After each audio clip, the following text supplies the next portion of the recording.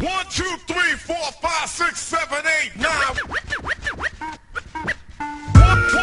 2, 3, 4, 5. 1, 2, 3, 4, 5. 1, 2, 3, 4, 5. 1, 2, 3, 4, 5, 6, 7, 8, 9.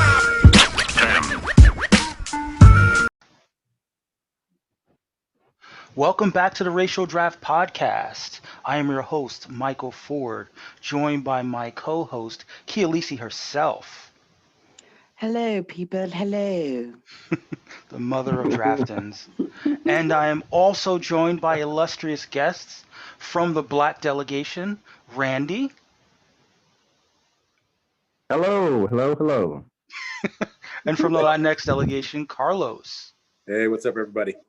And if this is your first show, I apologize. But we are changing the complexion of the comic book universe, one draft pick at a time. And this is the Racial Draft Podcast where we pick characters and we flip them. We flip them, we spin them, we chop them, we screw them, we remix them, and they're and they become a different racial ethnic group. And we're not we are 8 rounds in at the end of this past week. We are, it's getting hot and heavy up in here. These picks are getting, everyone's making their moves. And but before Definitely after we screw them. what did you say? What did you say? I said definitely after we screw them. Well, Look what I've done to Randy. Randy is on the Wow. dark side. hey, nice. Well, before we get deep into how much screwing we've been doing, let's talk Saving some about lives out Just setting the tone, people. Just setting the tone. let's talk about a little bit of nerd news. There wasn't a lot of nerd news this week. I would say it just doesn't really fall news, but let's talk about the fact that there is now an official date for the Snyder Cut, as it is referred to, aka Zack Snyder's Justice League. It will be finally releasing in one big 4 hour cut, as it Oh my were. God, it's longer than like Leonardo DiCaprio's movies. March 18th. So who here is going to carve out 4 hours on their calendar for the Snyder Cut on March 18th? What about you, Kia? 4 hours. That's a commitment. I mean, I don't know if I believe in like binge watching movies, but you know what? I might try it. It all depends on, if I have to pay for it or not. Well, HBO Max would prefer that you pay for it. What? What's that? What about you, Randy? Are you setting aside, what is that, 360 minutes? No, wait, that's not right. That's 6 hours. Exactly. It's going to feel like 360, 240 minutes for the Snyder Cut. Wait, is Leonardo DiCaprio going to be in it? He is He not. is, unless, I'm trying to figure out why it's so long. I mean, it's. I have my conflicting feelings about the Snyder Cut, but I'm going to give it a try. They're lucky that I don't have a life, don't have better things to do, so I'm going to go ahead and tune in. You hear that, people? Right here on the Racial Draft Podcast. Randy has admitted to having no life.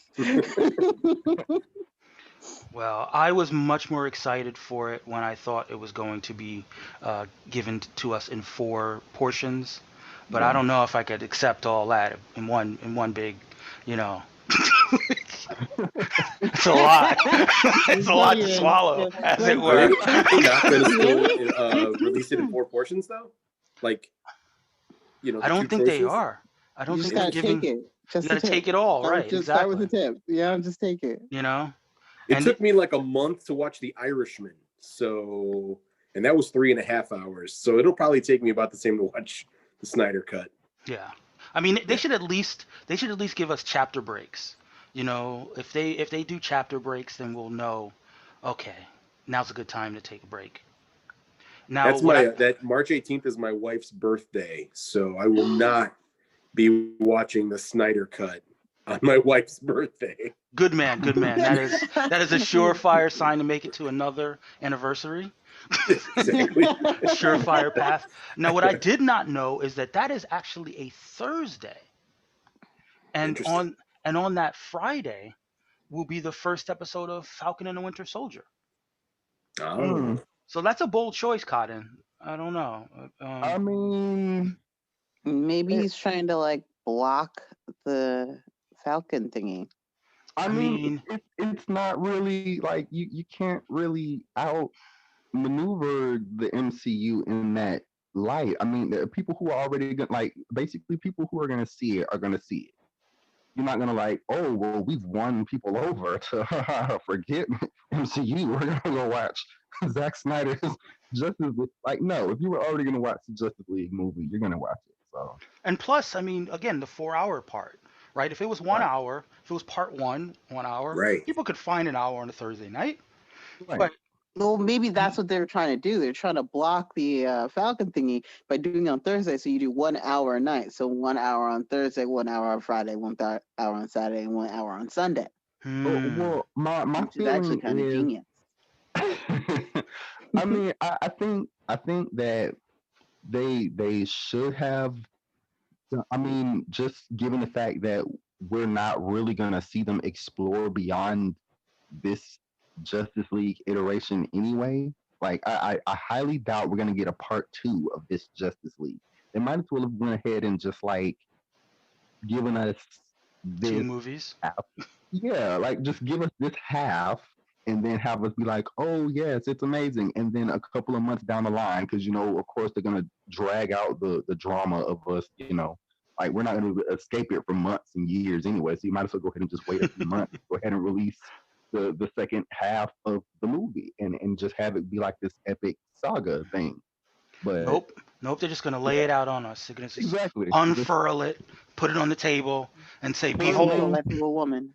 Full length, behold." first uncut. It's just disrespectful. Yeah, I know. That's We what I are said. we were also joined by the official artist of the Racial Draft podcast, the masterpiece himself, Eli Johnson. Woo woo. Sorry I'm Yo, late, everybody. I may not be on time, but I may not show up when you want me, but I'm always on time. That's how that goes. I mean, I That was a liked 90s it song. better when Lil Mo and Ja Rule had the song.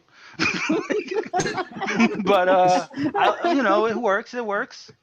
So Eli, what are your thoughts about this 4 hour Snyder cut that's happening on? I mean, what does he care? He's on a beach right now. This beach is all CGI. Maybe better CGI than Steppenwolf. Maybe. Maybe.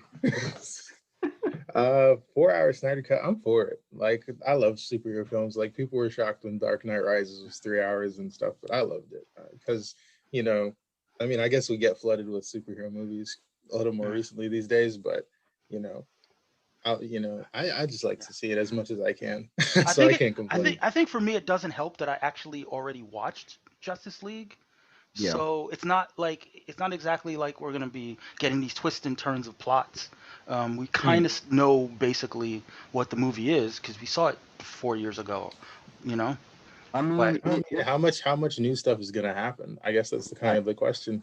Does it change the ending a little bit, or is there like multiple different endings he recorded that they just trimmed from the real thing? Like, I think it's more like the build up. I think it's more just subplots and introductions and background characters.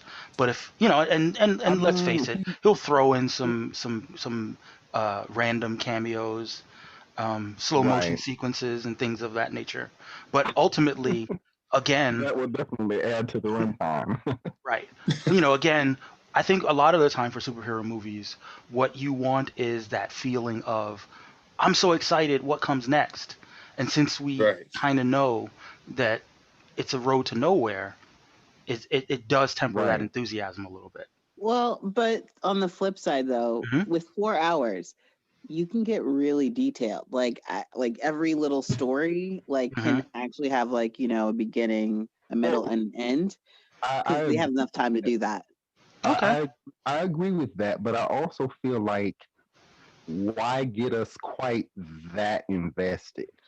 Like it's not like it is the road to nowhere. Basically, you're hitting the end stop. So why give us it better be justified for them to have just this grand tapestry of whatever they're trying to put together.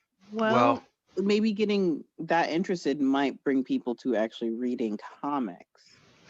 I mean, I don't think that's the goal, is it?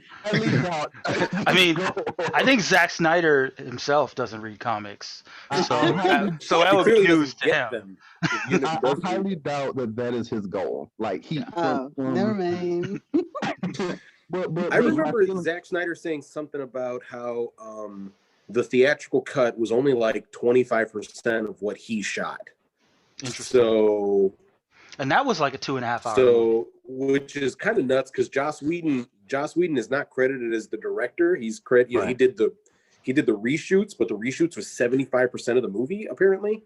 So, I mean, I think it's possible that from what I know about that project, from what I've heard about that project, that this movie, like what was released in theaters, was only like part one of what Snyder had originally intended. Now. I say that like I hope he gets, I hope this movie is everything he wanted it to be. I also have not ever liked a Zack Snyder movie since like Dawn of 300. So like I'll watch it out of pure curiosity, but 4 hours of Zack Snyder feels like that should be like a sentence for shoplifting. Yeah. Like you must watch a 4 hour Zack Snyder movie. Yeah, I mean, I kind of like want to add on just to piggyback on that, just because he barely if you got 25% of the movie out, technically by removing all of those reshoots and whatever, you could drastically change the movie that we're familiar with. That's a good point. That is a good point. So, I mean, I get that there's interest to see how far we diverge away from what the actual release, the theater release was, but I hope that is not making it worse because it's still Zack Snyder. So I'm morbidly curious, but still curious. You know what I think of whenever I just imagine the Snyder Cut, though? Do you guys remember Boomerang? Have you guys all seen Boomerang or no? Not in years. The Eddie Murphy movie? Yes. Oh yeah. Remember how when Eddie was distracted and he had the one guy, the Jeffrey Holder character, who he used to normally rein in, and he decided for one commercial that he wouldn't rein him in because he was distracted by being broken up with, and he put together that ridiculous commercial with all the imagery and people exploding out of other people's bodies. I feel like one time that you forgot to say no. Exactly. I feel like that's the Snyder Cut. That will be that'll be our emotion when we see the 4 hour Snyder Cut. I mean, when I saw the Justice League movie, I didn't see it in theaters. I waited till that was as free as possible, and and I just remember it was kind of like someone be like, "Hey, you want to see this dead body?" It was kind of like that. And this is kind of like, "Hey, you want to see this 7-footer's dead body?" Well, I do. In a way, I'm rooting for it. I'm rooting for it to be good because I'm definitely going to at some point watch it. So I would like to believe that what is 80 million, however many $1 million, Warner Brothers put into trying to redeem this movie. It would be nice if it actually ended up being better. But I'll tell you this: no matter how good it is, I don't think I'm going to spend 4 hours watching it again. HBO Max, they have an app or something, right? Oh yeah. Yeah, so you can watch it in parts. Watch it Monday, Tuesday, Wednesday, do an hour each week, a part throughout the week. But then never again. I guess my question is, Eli, how are you going to watch the movie? Me and the way I watch a lot of probably all my movies. He's watching it on HBO. He's watching it on HBO Min. Exactly. Well, I guess we should move on My to the next people. story, which is considerably more fun than the fun we were able to pull out. And I would imagine that there are implications that could affect what we do over here in the realm of the racial draft. That news involves the television show Titans. Now, who here is a fan of the show Titans? Me. There we go. There's the one. There's the one. The vocal minority. Exactly. I've actually never seen Titans, so I can't say one way or the other whether I'm a Neither fan or have I. not. But one thing that I do know is that it seems like every season they add a Robin, and season 3 they've decided to add the best Robin, Tim Drake, Exactly. and he will be played by not a white man, a brown man, Jay Lycurgo, I guess Lycurgo. Like Kogo, I think. Daylight Kurgo will be playing Tim Drake on How do you Titans. spell that? Ly. Lycurgo. There we go. So, I can't guess the race from that. well, he is a light-skinned black man, Okay. and we here at the Racial Draft fully endorse race bending. So this was already going to be the first season of Titans that I was going to watch. Well, obviously I'm going to watch the first 2, but I'm going to watch it so that I can watch season 3. And now I have a reason. Nice. So, what are your thoughts about? I don't know anything about this actor. I think he was on I May Destroy You, which was critically acclaimed. Well, I am I may destroy you. He HBO was show. he was in the Batman trailer. He was like one of the people that was like reacting to Batman like whooping the crap out of that guy right before he said I am justice. Yeah, but I'm sure it's not a big role, right? I mean, he's just a guy. No, like- yeah, I know. Yeah, he's like not Skull a- Thug number 5. Exactly. Batman trailer.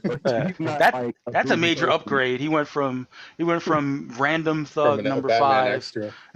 to like a Robin in the Titans show. Robin number 3.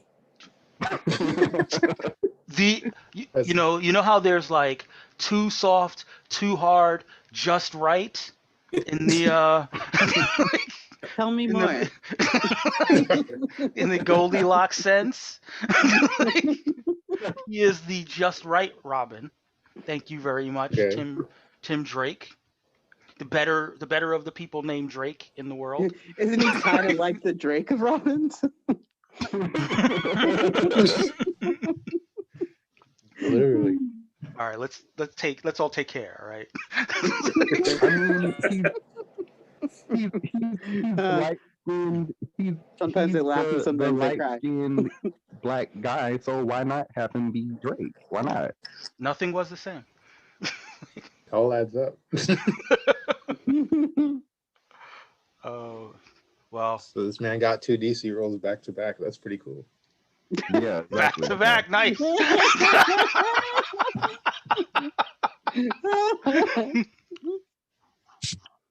Yeah. Oh, I I didn't get one. appreciate that. Well, that little bit of hilarity is as good a transition as any into our 8th WandaVision? round. Do you want to talk WandaVision? Totally blocked him on that one. Yes. Big spoilers. Big spoilers. Spoilers. Big I still have not spoilers. seen WandaVision. Spoilers. Whoa. Wait, Oh. what? Wait, I'm what'd you just say? waiting until the whole series is over, then I'll just watch the whole. Oh, you're gonna binge. Oh, you're it? that guy. You're gonna be that guy. All right, good. Good on you. All Good right, on well, you. get ready for your Because every spoilers. time I see it, mean, people Gotta wait. I have no idea how long it'll be, but I'll hang in there. I mean, there's probably about 5 episodes left, I believe. So no, there's probably more than that. no, there's only 9 episodes. That's Um, it. Mhm. Yeah. That's They boring. don't make Yeah. seasons like they used to. What happened to the TV shows? Like I started rewatching like Fringe, Mhm. and Oh, starting love in season Fringe. 1. I love Fringe. I was like, But oh you're my about to say god, what happened to the 23 episode season? yeah, No. I love them. I am a fan of the 23 episode season when you're watching them, but in terms of trying to get somebody else to watch it, you know, that's intimidating when you're like, oh, there's only 100 episodes. Have at it. You know. I I mean, I'm good with like the shorter episodes, just depending on like what the actual like individual plot is. Like not just unilaterally kind of saying that long seasons are just good or short seasons are good. Yeah, I get you on that one. I also think that if you're a person that watches them, like if you're not a binger, if you're watching them like as it goes, because these shows generally come out once Yeah. a year anyway, you're still going to be spending the same amount of Hmm. time as a fan of the Pretty much. show. Yeah. So like you're committing, Right. if it's on for 5 seasons, you're still committing 5 years to your fandom. So you may as well get more episodes in those 5 years than just getting 10. Yeah. It genuinely depends for me which actual show we're talking about, because like 7 seasons of Agents of Shield is like I could have binged that rather than seeing it as I actually did, but Really? Arrow, I don't know. I, Like I don't I know if I like could have stuck it out to like binge watch like. I like the long seasons of Agents of Shield though. Especially liked once they figured out how to break them up into sort of like the 8 episode segments, the arcs. What I forget what they call them. They call them That's what I modules, mean. you I know? agree. Yeah. So I mean, other Yeah, shows but could use that's what I'm saying. I that. agree. Like I feel like certain shows. Right, exactly. I feel like certain shows have to like know how to pace and all of that stuff to kind of like give you the anticipation and give you kind of the breathing room to know how to digest what you're watching. Because Right. if they don't, then you're just kind of sitting there. Yeah, it's true. I mean, like I generally don't use the term filler episode, but I recognize that when there's a season long arc, that when you have those episodes that go away from the season long arc that are Yeah, just kind of single standalone episodes, they do stand in the way of you kind of feeling that propulsion of the plot. And shorter yeah. seasons do away with those single episodes for the most part, and they're just kind of concentrated infusions of plot. Exactly. But I don't know. I mean, I feel like when you've got good TV for me, like I think one of the big differences between TV and most movies is that movies are more about plot and TV's more about characters. So Mhm. if you Yeah. create really good characters, it's okay to have a few episodes that are just a hang. Like you're just hanging out with these Right. characters and letting them bounce off of each Right. other. Yeah, because you have like Avatar: The Last Airbender Hmm. is like a much longer show than Legend of Korra, but neither one of them is like detracted in quality. Just depending on how the length of the show. Hmm. Each one has its own kind of tone and its own feeling, so you can appreciate both in their own way. Got it. Well, I think Titans though is probably one of those shorter shows, Yeah. like the 10 episode Yeah. seasons, and maybe that's one reason that it Mm-hmm. feels, to a lot of people, just from what I've heard, it does feel a little rushed in the sense of how people are talking about it. So we'll see if they figure that out. Right. But like I said, now we're gonna dive in. We're not gonna talk about WandaVision out of respect for Eli.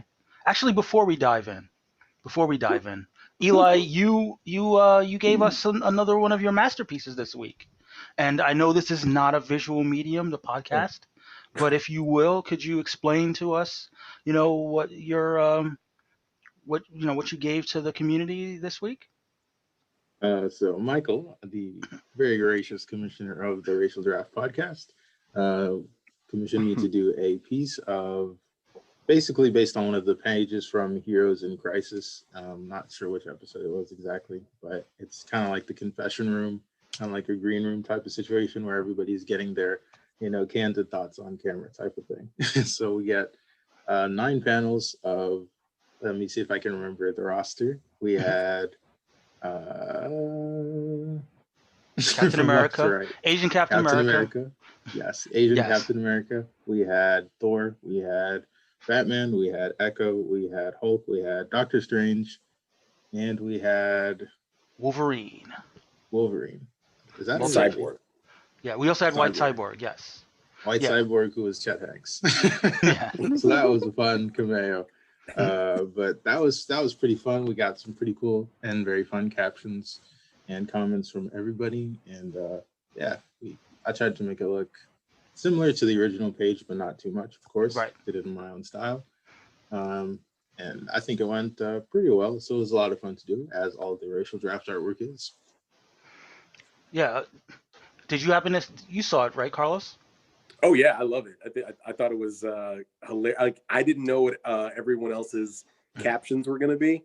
I laughed out loud at some of them, like the the Black Panther one. I mean, confession time. Like 7 of those captions came from me.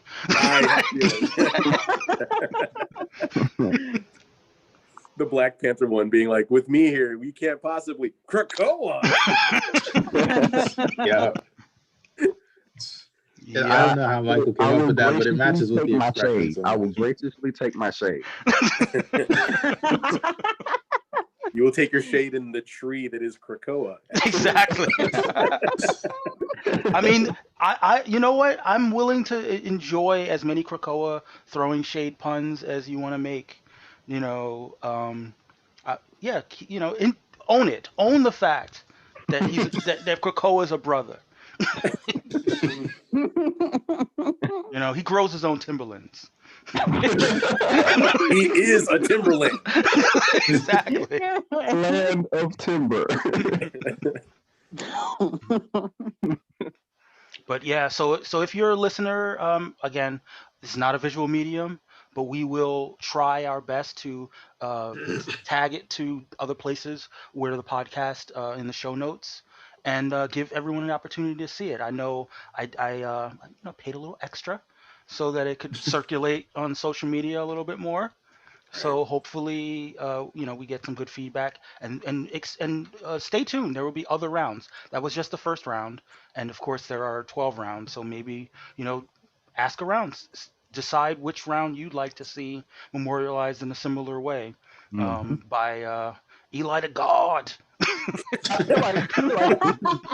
feel like this is one of the rounds that could probably be like memorialized. It was a really good round, I thought. All right. Well, Eli, one more thing. You have one other thing that you want to plug before. Yeah, plug us all. That escalated quickly. That So tomorrow wasn't actually officially, me dirty. but tomorrow is the official launch of the Leaders of the Free World issue number 3 Kickstarter. So very excited about that. Woo-hoo. Written with my good friend Corey Pruitt, of course.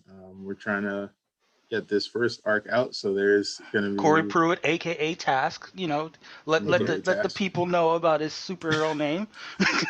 Task online. That's how y'all know him. He's up to Task on Twitter, and we're trying to make this. The story arc is going to be huge. I think this is probably the biggest issue, artistically and story wise, we have so far.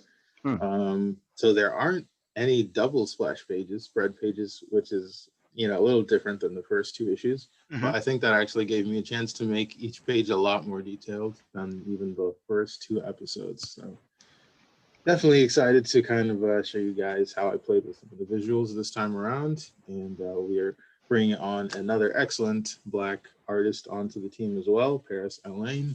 And he's going to be doing the colors instead of myself or Ross Hughes. So the team is expanding, the story is getting bigger, and we're excited for you guys to see how everything turns out. If you've been invested in the stories of Medic, Moonshine, Dr. Seance, Eco, Surreal, and Technique, and Techno, and Doohickey, of course. Everyone knows Everybody loves Doohickey. Yes. He's like, the book is actually, he's the leader of the team. So, Doohickey and the rest. Yes, Doohickey and friends. So if you're interested in seeing what happens next, please pledge to the Kickstarter. It's coming out tomorrow. And just thank you so much in advance. Yeah, and we will definitely link up the Kickstarter with the show notes. We'll make sure that everyone who's a fan of this podcast will potentially be a fan of Leaders of the New School. I mean, Leaders of the Free World. I know I am. Both. Exactly. Rah, rah. All All right, now we're officially going to jump into the picks. That's right. The 8th round. Overview, guys. What were your overall thoughts of the round, Kia? Did you pay attention to the picks? Were you in on them? That's such a leading question. You see that, guys? Like he's like, did you pay attention to the pick? Or And is of this course, going to I be was a like, surprise for well, you? this week I was doing real life things, so not so much, but I'm always here to judge. That is perfectly okay. So without spoiling for Kia, Carlos and Randy, why don't you give us your takes on the round overall without spoiling? This round was an emotional roller coaster for me. There were many highs and many low lows, and really made me reevaluate what this draft has done to my opinions of comic book characters that I did not like coming into this draft, but like somehow was really sad when they were gone. I was like, no, what do you mean you've taken this character from me? So, yeah. All right. What about you, Randy? I mean, I was, I had similar kind of emotional revelations. It was like people like that I ended up crossing off my list that, mentally I went back and I was like, dang, why didn't I get to earlier? But, All right. So let's dive right in. The first pick of round 8 was Felicia Hardy, aka the Black Cat. Spoilers. Oh, this is us actually telling you, Kia. This is the podcast. This now. is yes. This is what happens here. I will go ahead and dive into the wiki for that. Okay. There we go. There we go. Black Cat follows in the footsteps of her father, learning the tricks of the trade for burglary, eventually losing her criminal ways to fight for the greater good. She's got a relation. She comes from the Spider-Man universe. She loves stolen art. She has bad luck powers. She has a traumatic past and sly father.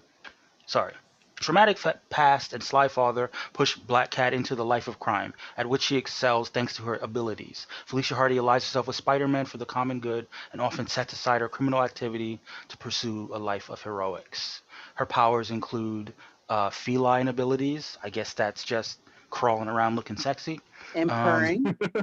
Purring, exactly. She has bad luck powers, and she has claws. She also has Wait, bad luck powers? Like what? She can just give people bad luck? kind of, yeah. Bad things happen to people around her. yeah, it's kind of a passive ability. It's not like she can directly cause things to happen. Exactly. She has a strength-enhancing costume with metal mesh wire gloves with sensors to trigger an extension of claws, agility-boosting implants, and balance compensators. She's also a martial arts master, and she has a grappling hook, so she gets to swing around alongside Spidey. Her So, connections, Catwoman. I mean, a woman of cats who happens to be female superhero. right cat themed female that exactly just like when you're trying not to violate a copyright. cat themed female superhero in the Marvel universe. Yes, who is Yeah. black. I mean, she's not black. Plagiarized. Who's black? Wait. She is South Asian, so she's brown. The brown black cat. We did not get a casting, but feel free to throw out actresses if you'd like. I'm gonna fall back on, I'm gonna do some thinking about that. About maybe I have to You had all week. maybe I'll do some googling. I have to do some googling to find out who can best fill out that black cat costume. I just want to thank the South Asian delegation for giving me an excuse to Google Sri Lankan women. Thank you. Oh, Yes. Sri Lankan women are beautiful. They are, yes. Oh my So- god. Ew, I'll never Google them again the way you said that, Randy. So in terms His of voice got approval real rating, the our audience gave them 90.9% approval rating, That's pretty including good. 63.6% strongly approve, 27.3% somewhat approve, 0 somewhat approve, and 9.1% strongly disapprove. And I think they're all racist haters. So, Don't understand the so do views they that really Sri Lankan matter? women. Exactly. I want to see the racist haters be like, my black cat is white.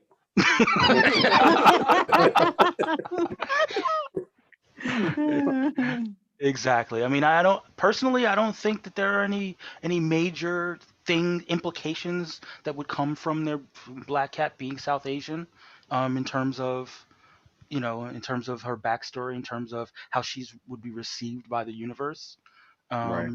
She still have that level of Well, sophistication, I think. she may not fill out the, outfit the same way as others would. I don't know. I don't know. You mean, put Priyanka Chopra in I a was black cat about to costume. I'm say, good. listen, There's some listen, in the possibilities. Wait, she's Sri MCU, Lankan? no, she's not. She's Indian. But like, Oh. so in the, I mean, because it wasn't specified which kind of South I would say, Asian. did they specify Sri Lankan? They did not. Okay. But That's so just my personal. Oh, Exactly. So wait, now, So- now I'm like, now I feel totally weird. Like Randy was googling a specific type. Well, he's But, saying he just found what he liked in the mix. exactly, Right. he You can be found Priyanka he found Chopra or his Hannah right. Simone. Look, the only reason I'm not fan casting Priyanka Chopra as Black Cat is because Tom Holland would not be prepared for all of that. Right. Like, Tom Holland would be true. like, "Whoa, holy shit!" He doesn't know what to do with all that. But My man doesn't have enough hands for that. exactly. But I mean, wait, but isn't she's married to a Jonas brother, Yeah. who are the Tom Yeah. Hollands of the music world. So fair point. Pretty much. Fair point. So you're saying it's okay to fantasize about Priyanka Chopra in a black cat costume? Because I will. Well, I was going to do that regardless. yeah, Randy, come here. this America. No one can take that. I do what I want. You can't stop me from that. All right, you heard it here first. Go ahead Been there, and done go ahead and that. tag Priyanka Chopra as Black Cat and see what comes back. Or what comes, See what the cat I mean- drags in. See exactly. See how many of those 9 lives you use. Oh God. Oh dear Lord. So let's move on to the second pick, and this would have been from the Jewish delegation. They chose a little bit of a outside of the box choice because this is a brand new character to the DC universe. Sojourner Joe Mulan, let's call it that. Joe Mulan, she the Green Lantern from the Far Sector, a notable black woman, has now been drafted by the Jewish delegation. I know. Now, granted, there are black Jews. But Yeah. I don't know if they specified that. They did not. Oh, that's messed up. So Jenny Slate is apparently the new Sojourner Melon. The reverse Big Mouth, as it were. Yeah, so Jenny Slate is the new Green Lantern. I'm Googling who Jenny Slate is right now because I don't even know. Sojourner Joe Mullane is a member of the Green Lantern Corps. She's assigned to a sector so far from Oa, she's not sure if it's even been numbered, and she just refers to it as the Far Sector, which is her book, Green Lantern Far Sector. Now, to be fair, to be clear, in the books, she's got cakes.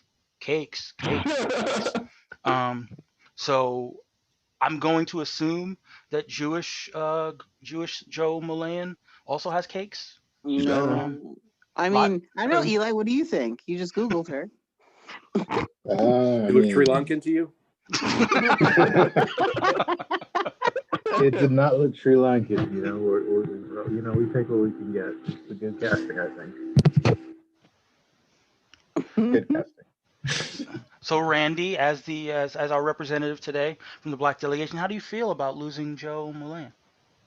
Well, I refuse to believe that we've fully lost her. I'm sticking with the headcanon that she's It's a still black. denial. Okay.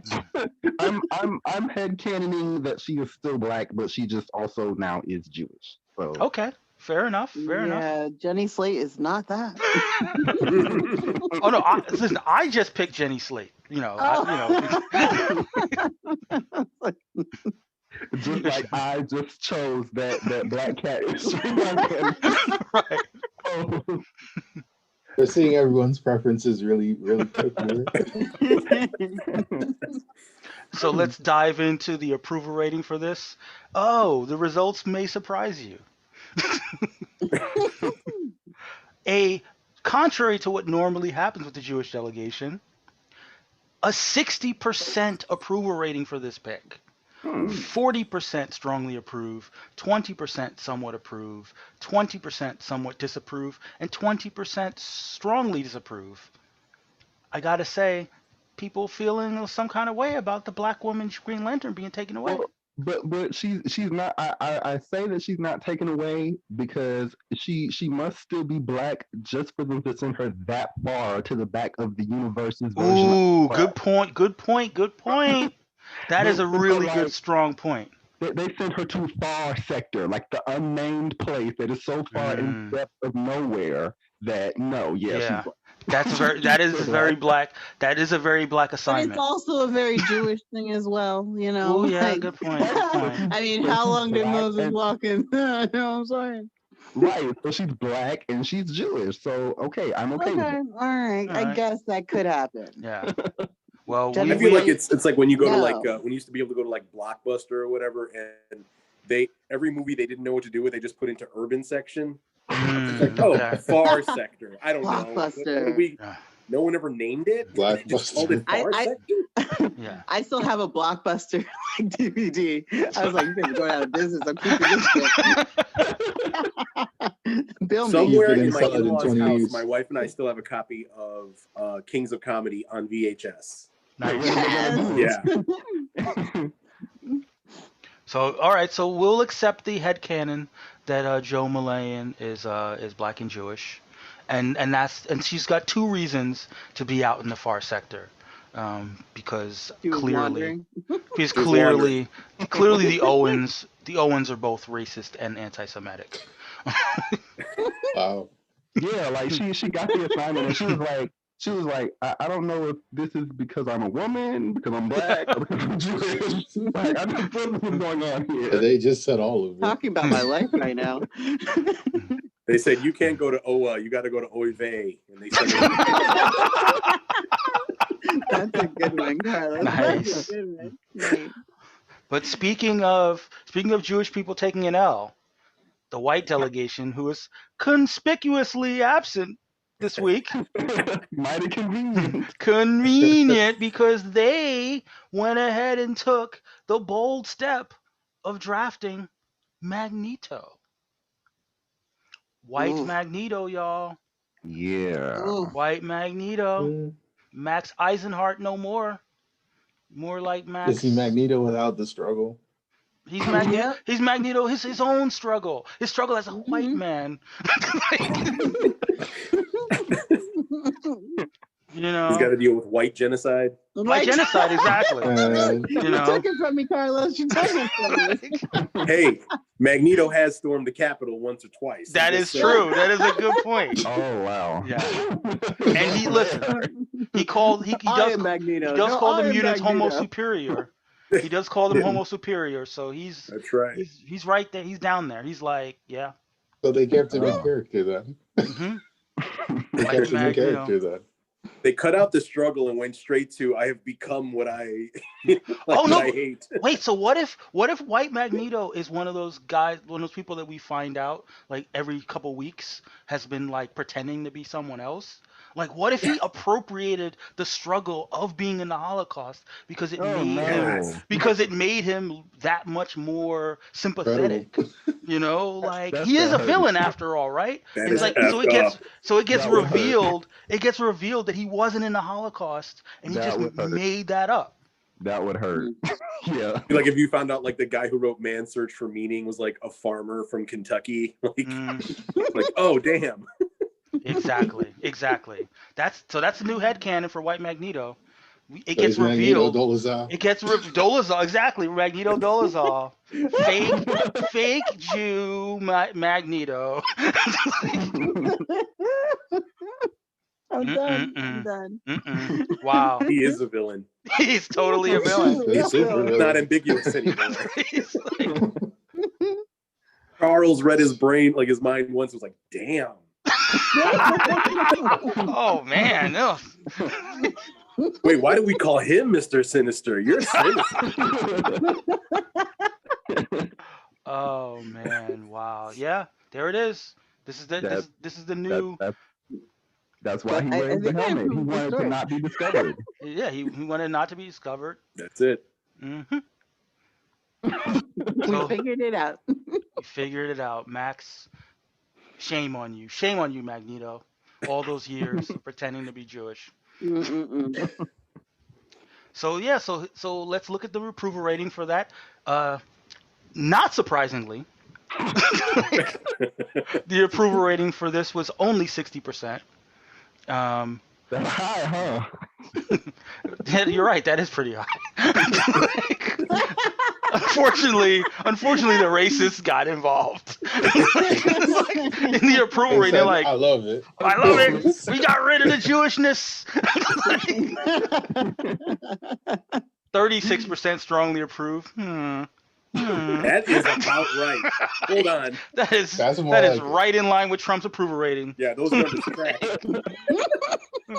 24% somewhat approve, 12% somewhat disapprove, and 28% strongly disapprove. I smell some dirty polling. That's rigged.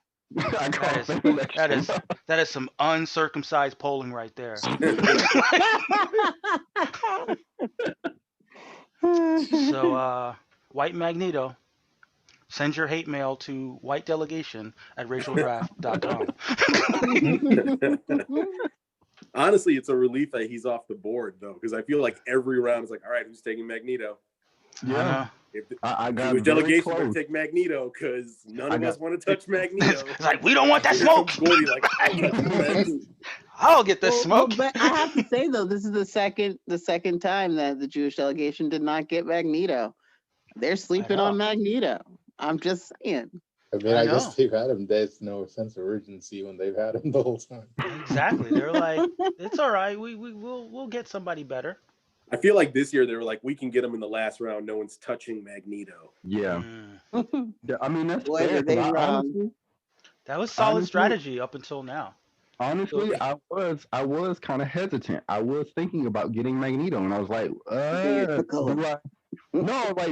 really want to do that? Because how much can I change or add or take away from it? Like, I didn't want to touch that. Fair enough. Well, like I said, we've already developed the headcanon of Magneto Dolezal. So it's a shame when you find out that he was never Jewish the whole time. He just spent decades lying to the people. Stolen valor. Isn't that the whitest thing? Isn't that the whitest thing ever, though? Like, Pretty much. appropriating the struggle. Like, there's Jewish erasure, and then there's like, no, the erasure is actually a plot point in the story. We're not going to forget to mention it. It is a big portion of the story that he is pretending to be Jewish, and we're taking that away from him.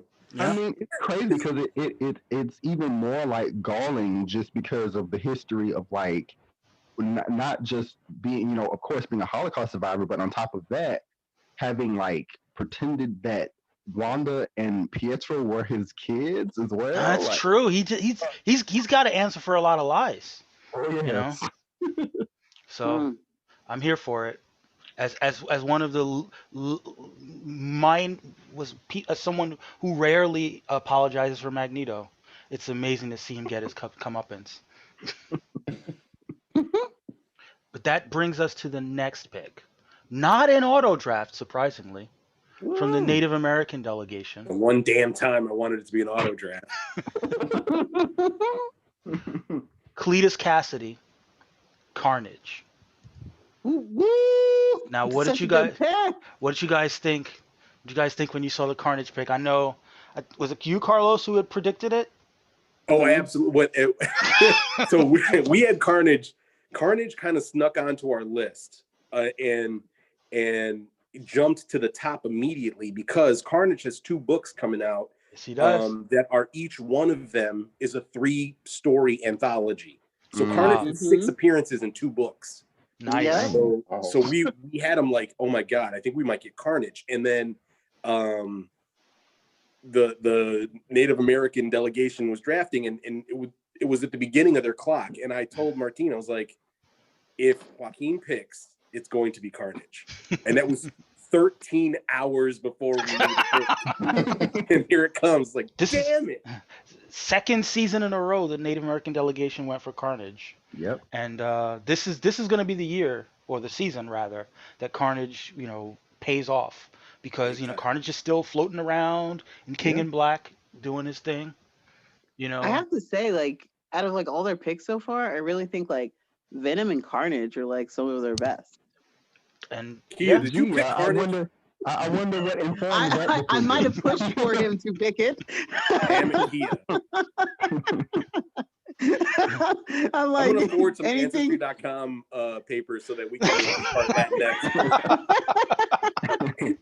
so let's go ahead and read from the wiki People for get Carnage. points. No, I might be behind it. Let's go ahead and read from the wiki for Carnage. Okay, no. Wiki. Carnage really was loves once that. a serial killer known as Cletus Cassidy, and became Carnage after merging with the offspring of the alien symbiote called Venom during a prison breakout. The symbiote amplified his psychotic nature, making him even less mentally stable than he had been previously, and therefore even more dangerous. An interesting note is that, unlike Venom, Carnage is a singular entity, referring to himself as I instead of we, because the symbiote has actually merged into Cassidy's bloodstream. Carnage is also the father of Toxin. A note on his childhood: Cletus's father killed his wife, Cletus's mother, because she tried to kill Cletus.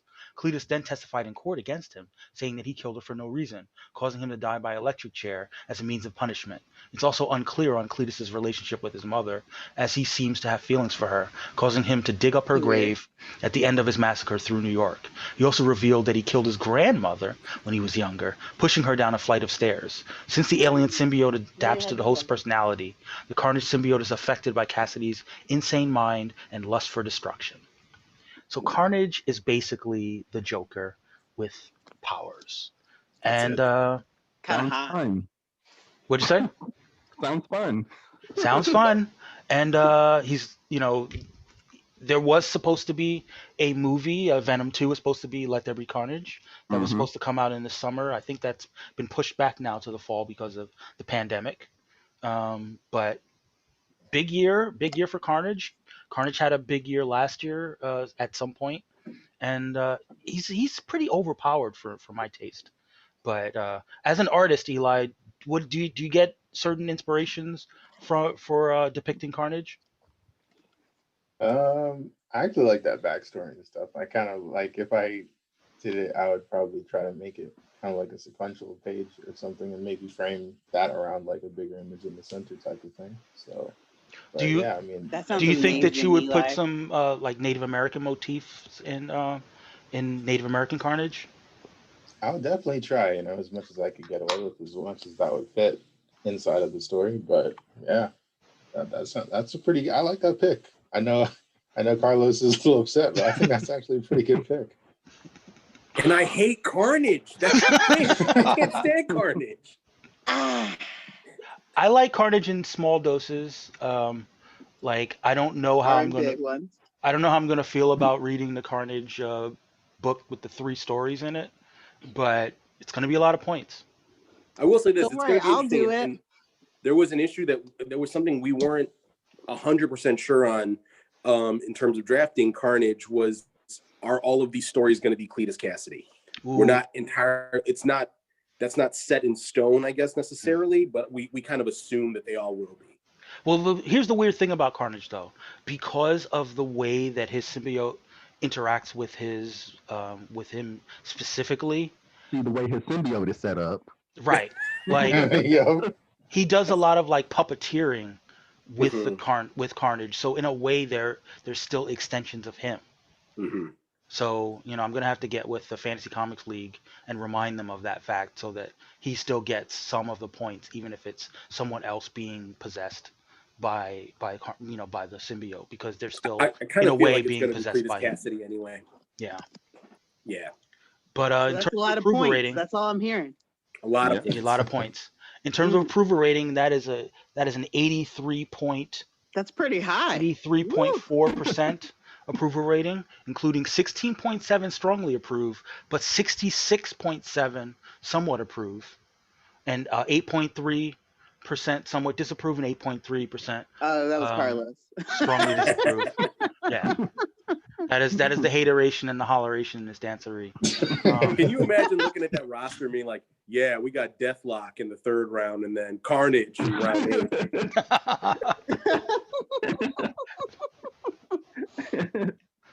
That is right. Well, they're still here. They're still here. Native American Yeah. delegation, shout outs. That brings us to Latinx delegation. I gotta say, this pick was kind of surprised me. You guys were very Batman centric. So imagine my surprise to see that Green Batman, aka Oliver Queen, or as I like to say, Oliver Quinones, was drafted by That's Our catchy. marching queen. was drafted by the Latinx delegation. Um, what Carlos, would you like to Yeah. stun on us for a Tell us little about bit it, over that? Carlos. Tell us. So honestly, Oliver Queen had been on our list for a lot of rounds, and it's because he's got appearances, and Martin is definitely the appearances guy. He has that committed to memory, but we definitely had several conversations about how many appearances he's going to have in those 2 months. Right. But also, he is the leader of The a Justice League that Yeah. will be appearing in those 2 months. That's right. So every round was kind of like he would reasonably be 1 or 2 on our list. But every round, I was like, I don't think anyone else is looking at Oliver Queen. So, I think we can wait another round. And then this one was like, all right, it's going to be Carnage. And if not Carnage, then Oliver Queen, which is why we had our answer like 3 minutes after Carnage got there. Right. But also why we're like, I guess here's Oliver Queen. But yeah, it really is like it's a numbers game. He's got a lot of appearances and he's leading a Justice League. So right. And of course, he just came off of a whole how many seasons?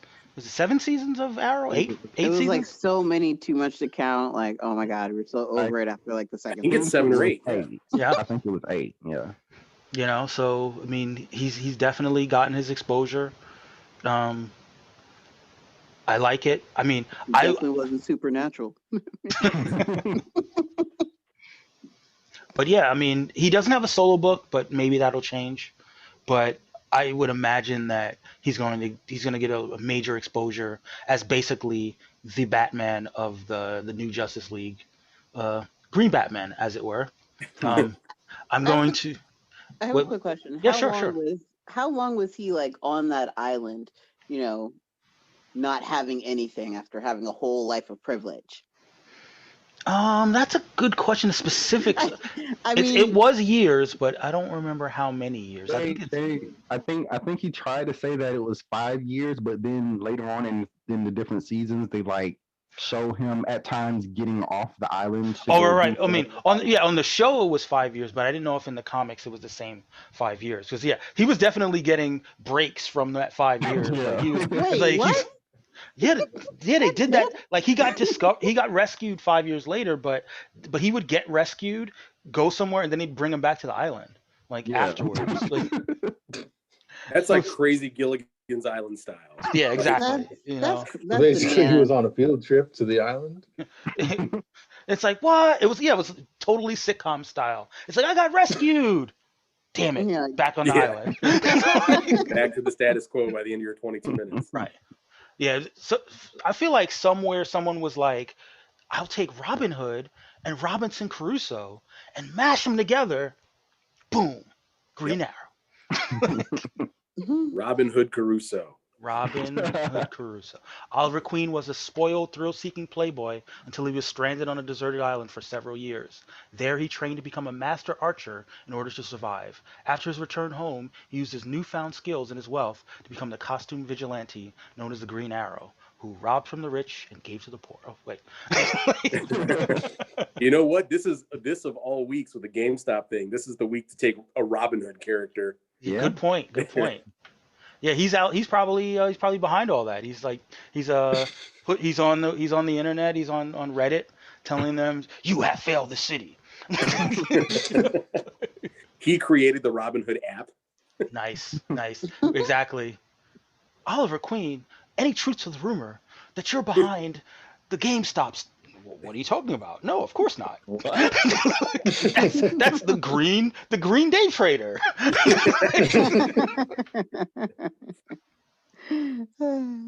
So in terms of approval rating, it was 87.6% approval. But how many people voted? Like 3? More than three, less than 30. Oh, And that's 56.3% strongly approved, 31.3% somewhat approved, 6.3% somewhat disapprove, and 6.3% haters strongly disapprove. I Now, love how this week anybody who strongly disapproves is just a hater. I mean, I and know, only somewhat disapproves this week. yeah. So I'm going to go ahead and read the amended backstory, the Latinx backstory, courtesy of our friend, beloved Martine, the Martine Lantern. Oliver Reyna was a bit of a wild child growing up, but it was hard for him not to be, as he was, the heir to Reyna Industries, a billion-dollar corporate dynasty. As a teen, he partied, crashed cars, got into fights, among other things. And after every time he would do something like this, he would always get the same lecture from his Guatemalan father, Roberto. I worked hard to get us where we were now, and you seem to be trying to ruin every bit of good faith that I've built in this city. Every time you do something that's stupid, you give us all a bad name. Did he tell him that he failed the city? I feel like he told him that he failed the city. In so many words. Unfortunately, everything his dad said would go in one ear and out the other, and Olivar would continue his ways into adulthood. One day, while partying on his private boat in the Pacific, a storm hit, and while everyone else was perfectly safe, Olivar was knocked off his boat. He eventually landed on an island where he would have to hunt to survive. Remembering the archery skills his father insisted on teaching him, which he mostly ended up using as party tricks, Olivar decided to make bow and arrows to aid him in his survival. 6 months into his isolation, he discovered the other side of the island was a drug smuggling ring, and he took it upon himself to take it down. After successfully stopping the bad guys, he used their radio to get into contact with the authorities so he could be rescued. Upon his return to Star City, as a changed man, Oliver gave up his former ways to an extent. He started fighting for social justice as the new head of Reyna Industries, but that was not the only kind of fighting he would do. Quite enjoying the feeling he got when stopping those criminals, Oliver donned a green costume, inspired by legendary figure Robin Hood, and he took the streets of Star City as the Emerald Archer, the Green Arrow. The Latinx delegation also provided a fan cast who you might recognize from the Arrow series.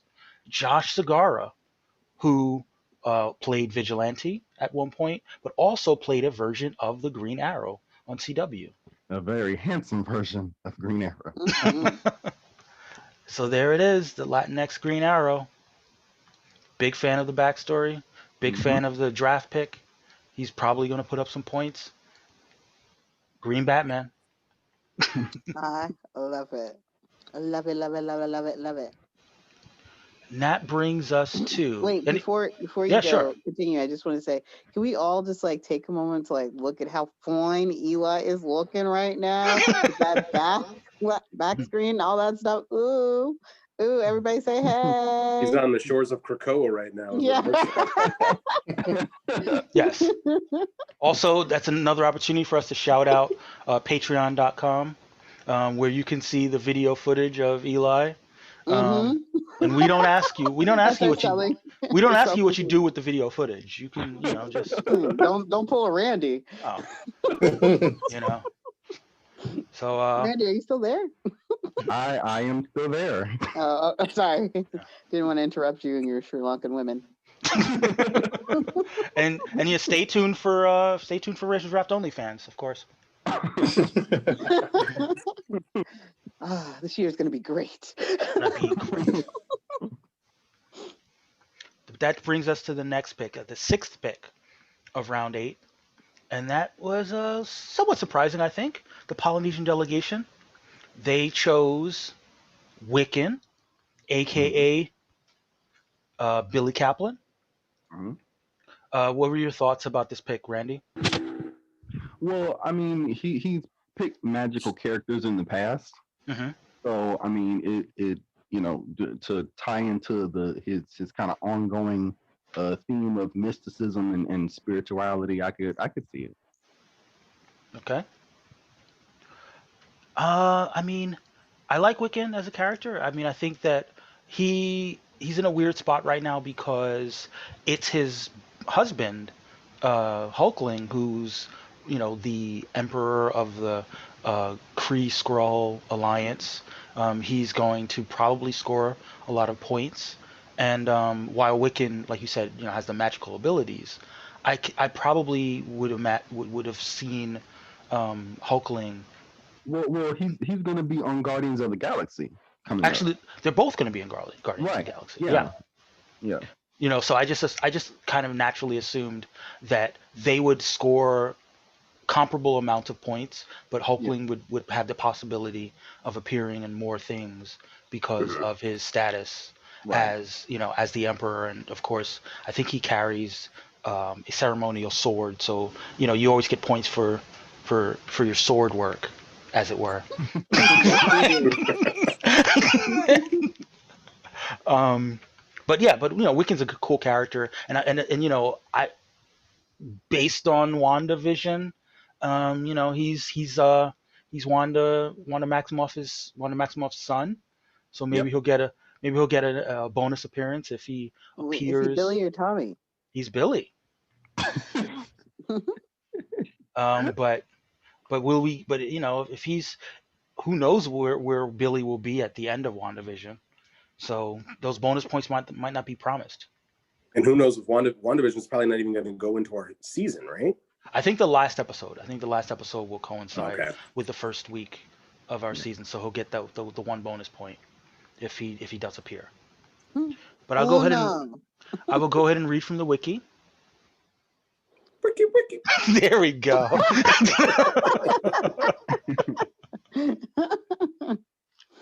All right. William Billy Kaplan, a young magician, not only faces confusion in his personal teenage life, but also in his attempts to become an official superhero.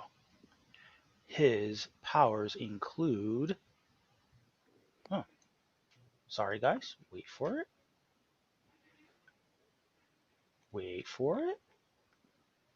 This is bad radio.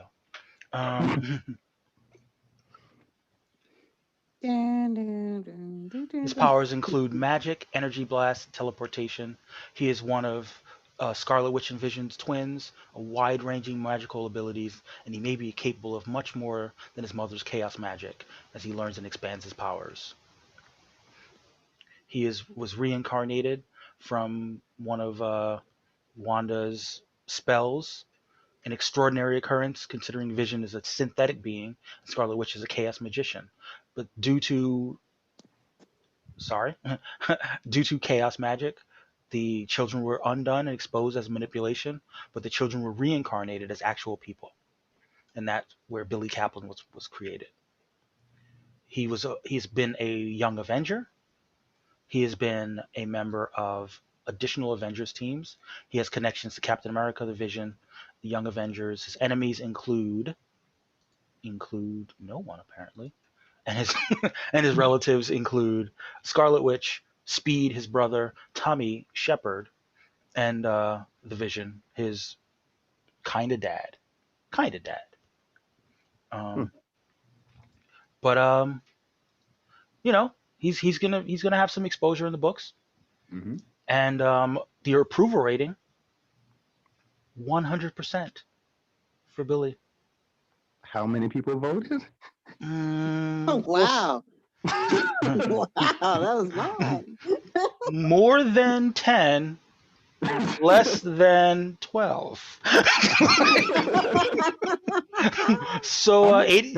that's still good though for it to have been like more than like 2 or 3. It's that many people. So What 81. race was he again? He's Polynesian. Asian. Yeah. So Yeah, we gotcha.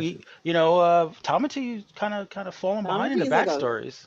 You Tamati know. is actually like famous where he's But from. but but even for him like slacking on the backstory this week, Hmm. he's usually known for putting out a good backstory. So I mean, I could understand them kind of like, yeah, I could any selection basically is like ripe story potential for Tamati. So That's true. But yeah, so it's 81.8% strongly approve, 18.2% somewhat approve, and zeros for the disapprovals. So I mean, people approve. The people have spoken.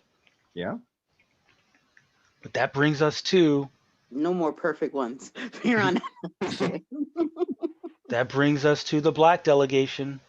yeah, Randy. it does. Yeah, right there it is. Professor X, Charles Xavier, is At last, now a black man. yes. I've never seen it coming.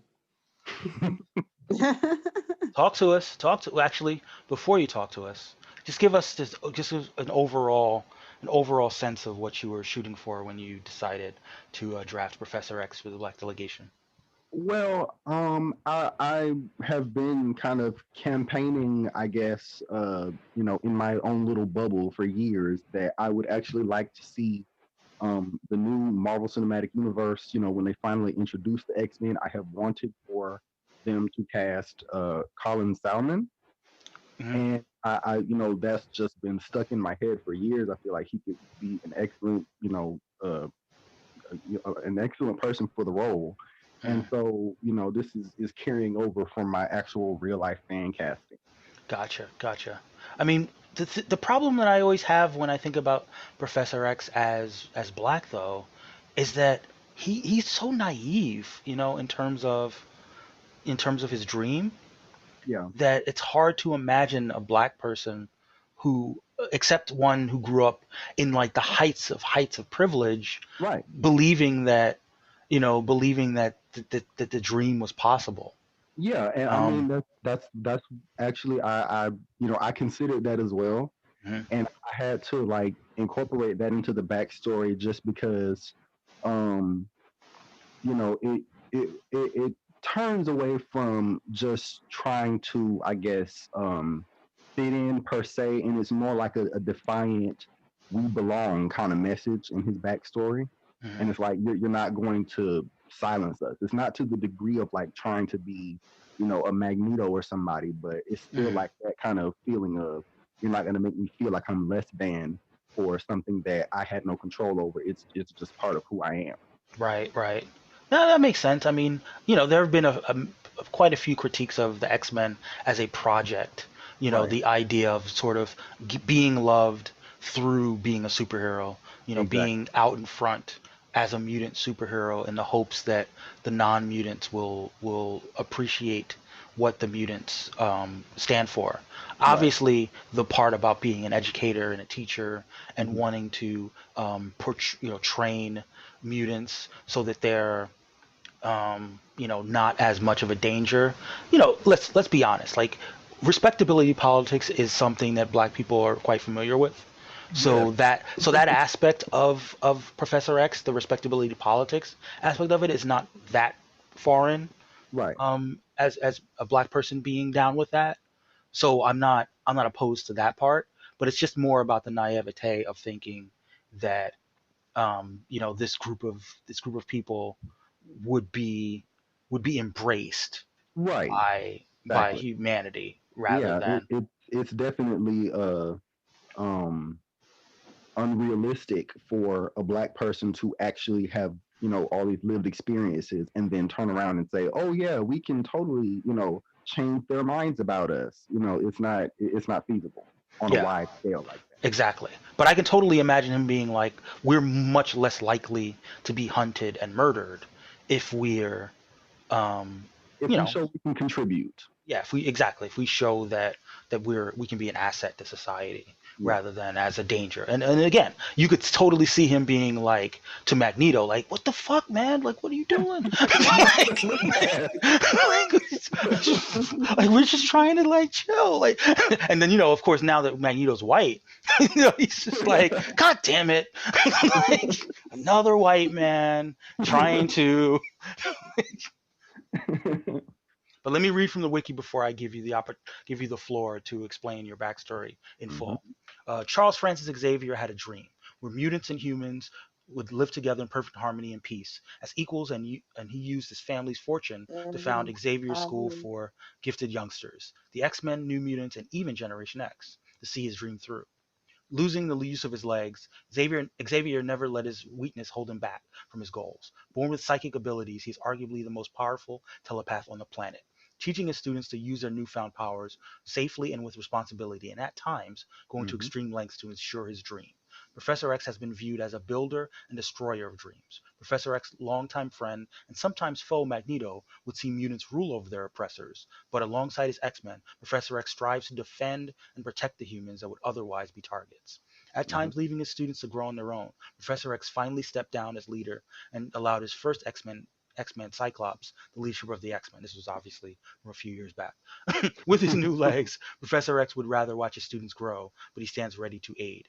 Um, Obviously, in recent years, through the Dawn of X storyline, he's taken on a greater role in shepherding the X-Men Yeah. alongside Moira McTaggart, and he's got some big plans which have yet to be fully revealed.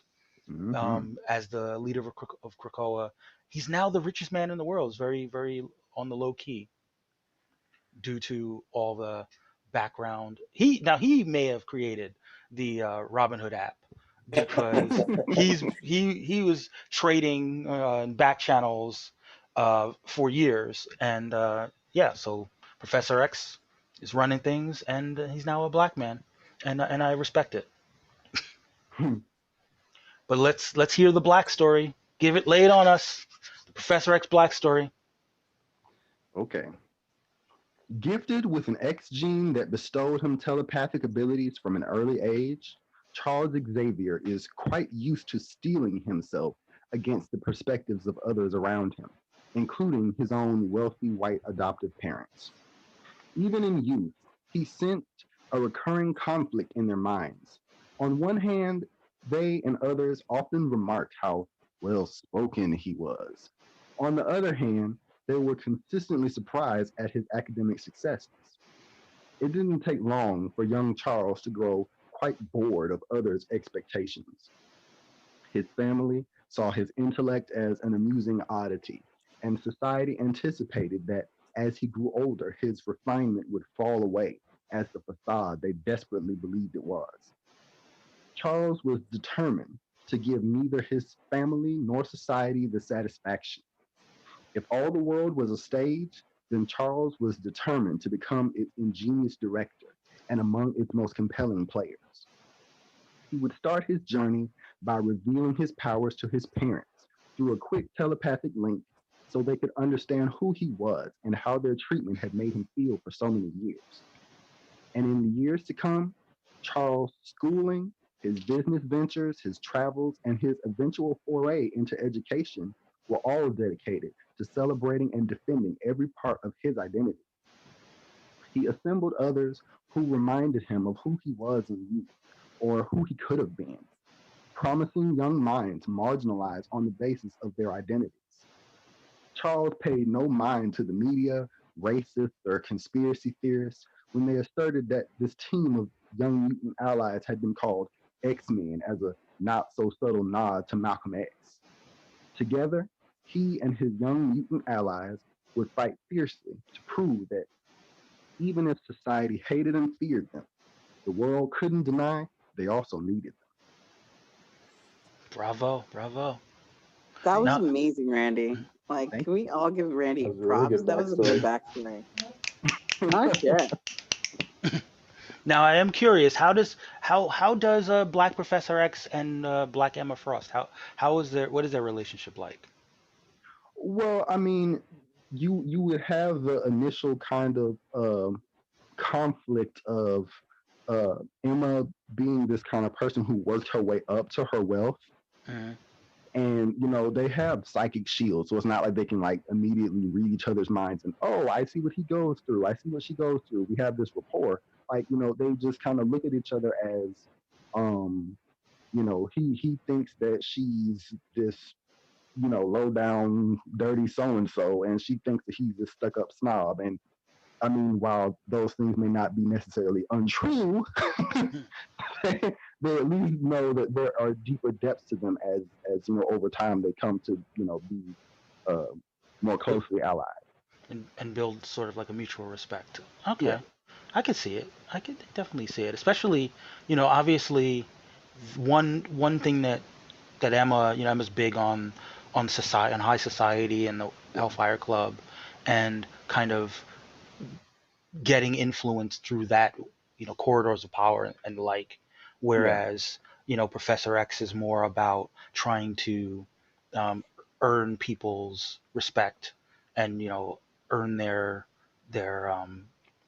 you know love, so to speak, to the and I don't think that Emma's that interested in that at all.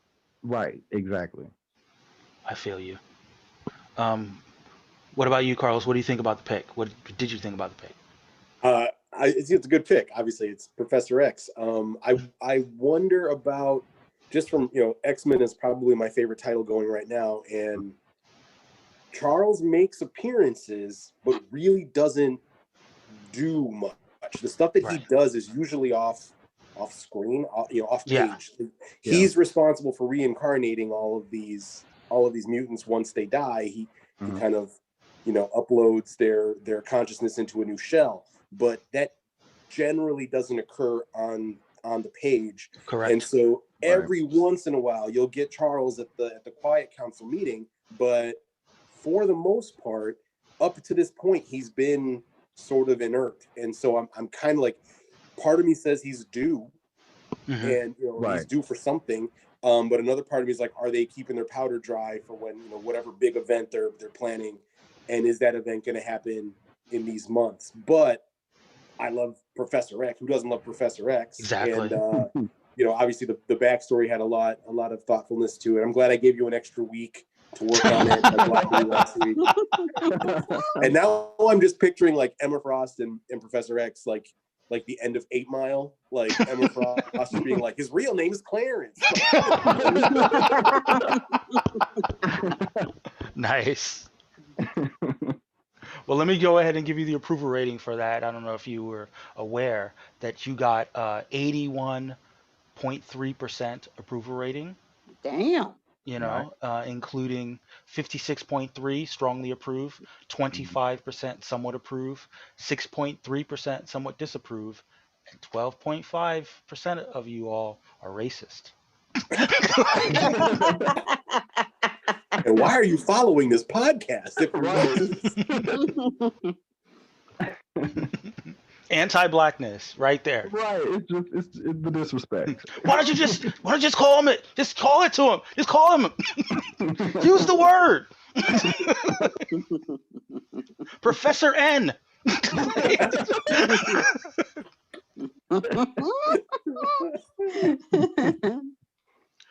And that brings us to the multiracial delegation.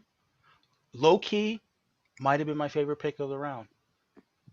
Jane Foster. Yep. The Valkyrie. Excellent pick. Another one crossed off the list.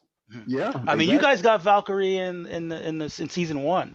And it just happened to be a down period for the character, because of the pandemic and everything.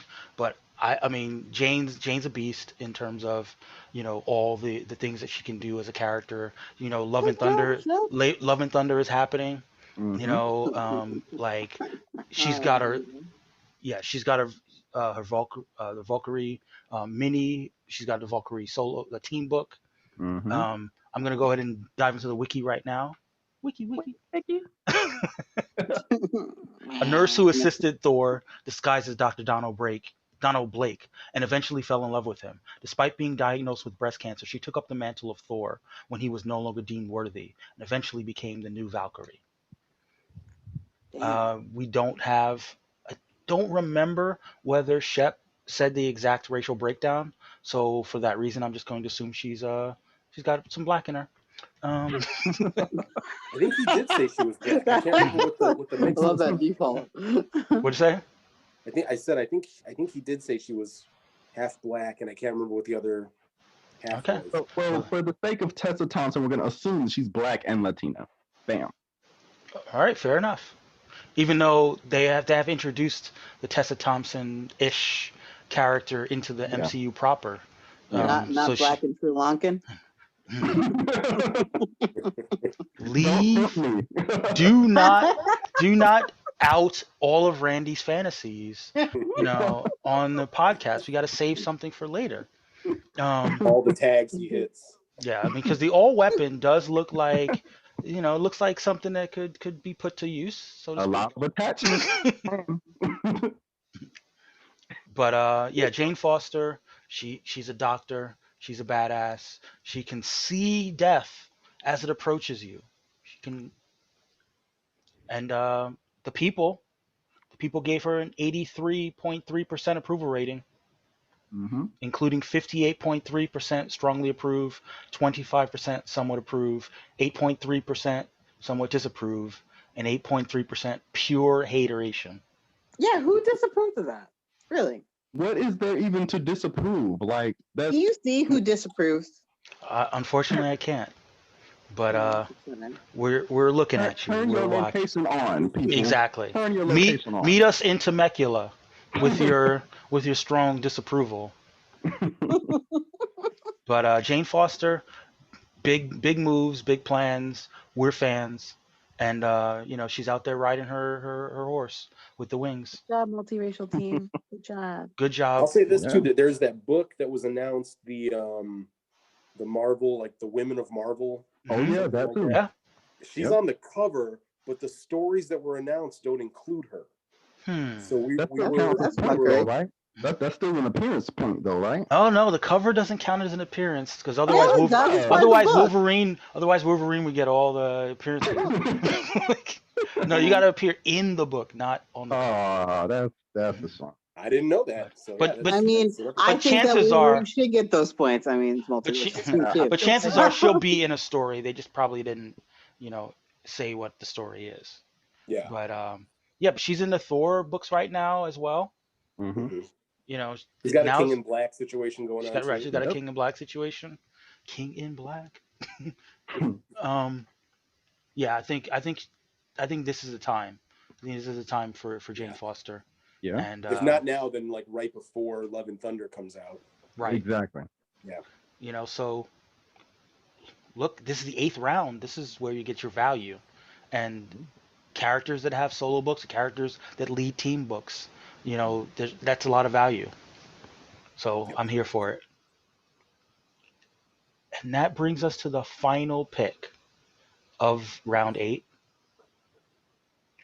A bit of a defensive pick, but I Mhm. can't be mad at it. The East Southeast Asian delegation selected Cindy Moon, aka Silk, Hmm.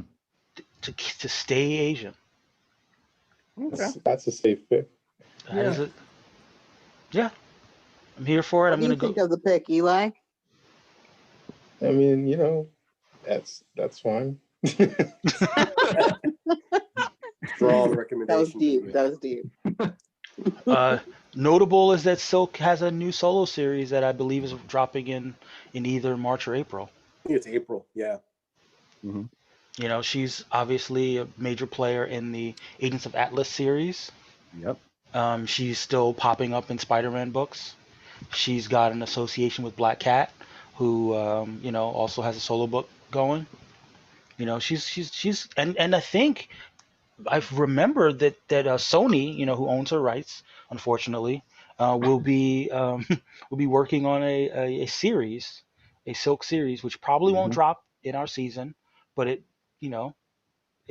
means people aren't forgetting about her. Yeah. She's one of the most prominent Korean American characters, in the game. So big smart move for the Asian delegation. Listen, they've made their major acquisitions, the Exactly. Fantastic Four.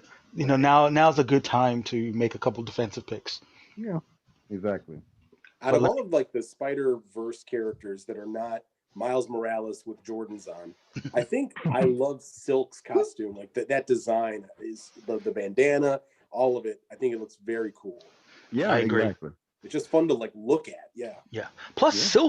Silk is an awesome name for a Yeah. spider character. Right. How was that at- not at- taken already? right at a time where you have both Miles Morales and Gwen Stacy struggling to come up with like a really catchy spider name. Yeah. Silk just kind of slides in there like, boom, Yeah, Silk. In exactly. a And very then Silk silky being way. Asian on top of it, like it Mhm. just levels. There's levels to this. It's levels exactly. But let me go ahead and read the wiki. Wiki. When Peter Parker was bitten by the radioactive spider that gave him his powers, it managed to bite another before dying. This woman, hidden for years by Ezekiel from Moreland, has been found by Spider-Man and is the new Spider-Woman known as Silk. So yeah, she's the same age as Peter Parker. They have that weird pheromone thing that like is kind of cool but kind of creepy, if we're being honest. Mostly. But if they mate, will she go and bite his head off afterwards?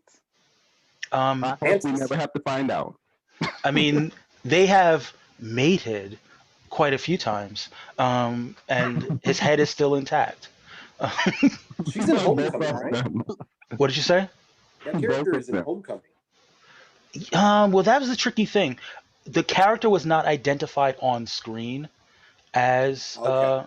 like I think it was one of those things where like subsequently she was named as Cindy Moon, but they never called her that in the movie.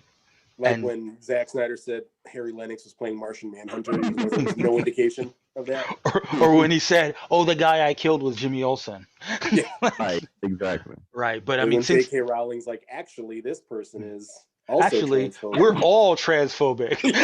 Like, that is house transphobia.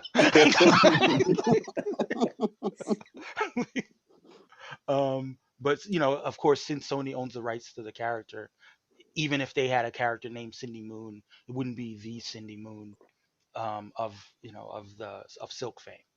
Until Sony stops being stupid and allows them to use the character.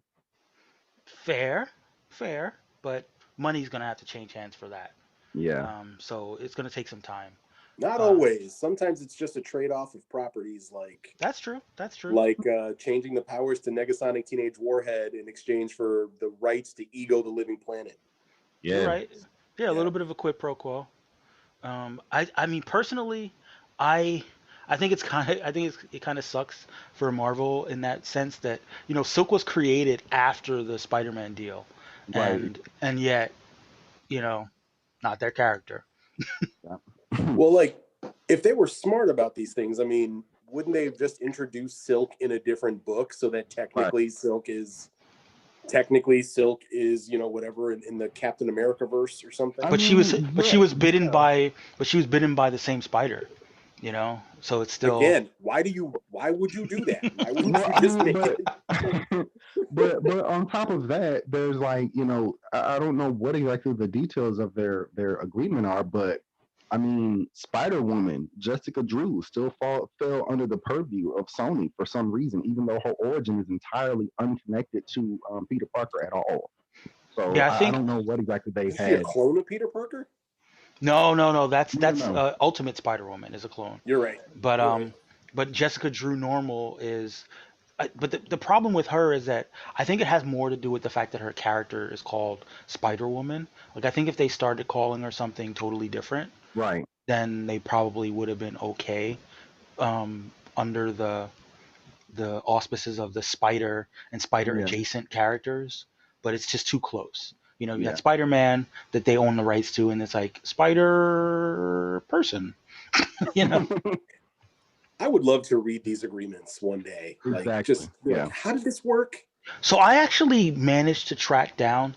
There was some late night that I was really like my lawyer abilities like kicked in, and I was like, I'm gonna find this contract, and I'm gonna, but unfortunately, I may have saved the copy that I found, but I, And kind you of will went, be generously sharing that with your friends here who are interested. but I went through the clauses, and it's there is some room, but this was just the version of the contract that they filed in court, and there may have been some subsequent changes to it Sure. along the line, because it was based on a kind of unrelated case over, I think, royalties for merchandise. Mm. But yeah, I mean, it was pretty broadly construed, and Sony got a really good price for the Spider-Man rights, which is Hmm. another reason that they won't be giving them up anytime soon. There's just so much money to be made. However, Marvel does pretty well because they get the merchandise rights, Right.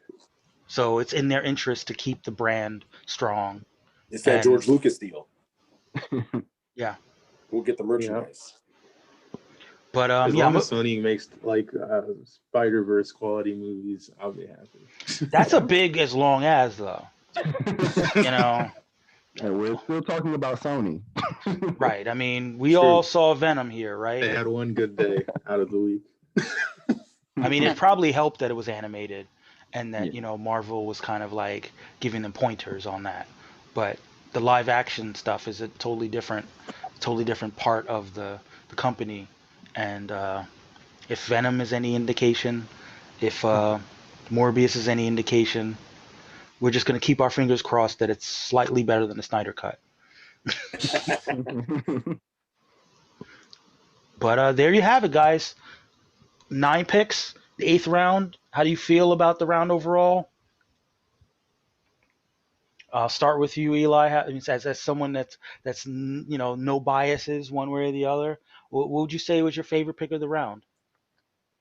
Probably, definitely liked the Professor X pick was actually pretty nice. I thought that was the backstory was immaculate. And after that, Carnage. I know that's Okay. a bit of a controversial pick, but So I thought it was a good pairing. so here's a different question. Of the 9 picks, and let me know if you need me to repeat them. Of the 9 picks, which one would you most like to draw? Maybe Black Cat. Okay. We can do that Priyanka Chopra vibe. It's the one I want to look at the most. So I feel that. What about you, Carlos? Overall, not counting your pick, of course. What was right. your favorite pick? In terms of what I think is going to be points wise, I think Carnage is going to be a monster. Just 6 appearances in 2 months is huge at this point in the draft. And every story is going to have Carnage being Carnage. It's not going to be like, and this is our think piece story with Carnage. Carnage being Carnage having pensive his morning and coffee. sitting down. Yeah. Yeah. In terms of like just my character that I hated to see go the most, it does kind of suck to see Magneto off the board. Magneto is one of my top 5 favorite comic book characters probably ever. So like how would you have done Latinx Magneto if you Neto. So I had thought about this where Magneto is still a Holocaust survivor. I wouldn't have taken that away. But just relocates after the war, relocates to Argentina. Gotcha. And is just Latinx by way of living in Argentina. Got it. And hunting Nazis. That's what I would have him do. Nazis. Nazis. What about you, Randy? What was your favorite pick of the round? I mean, Black Cat. I'm not mad at it.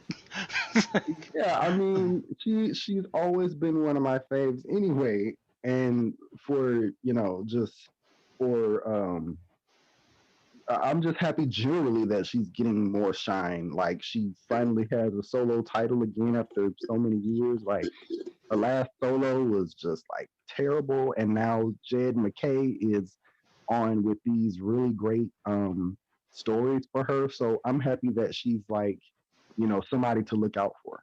Right. I feel that. Yeah, and then if not but for Sony, I'd be looking forward to what they have planned for Black Cat solo projects.